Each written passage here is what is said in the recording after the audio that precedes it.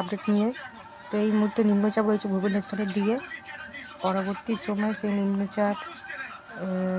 সেই নিম্নচাপ বেরিয়ে যাবে, আর বৃহস্পতিবারে আবারও বৃষ্টিপাত হবে, মানে কালকে আবারও বৃষ্টিপাত আসতে চলেছে।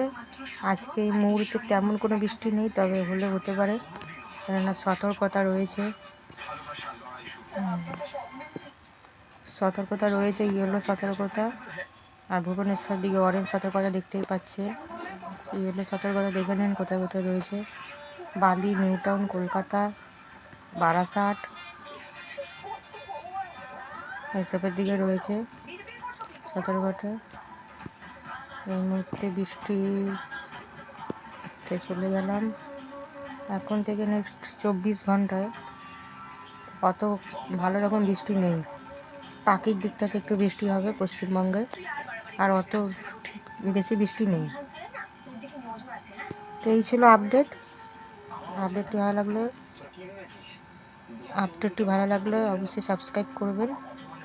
যাওয়ার আগে একবার স্যাটেলাইট নিয়ে আপনাদের দেখিয়ে দিই।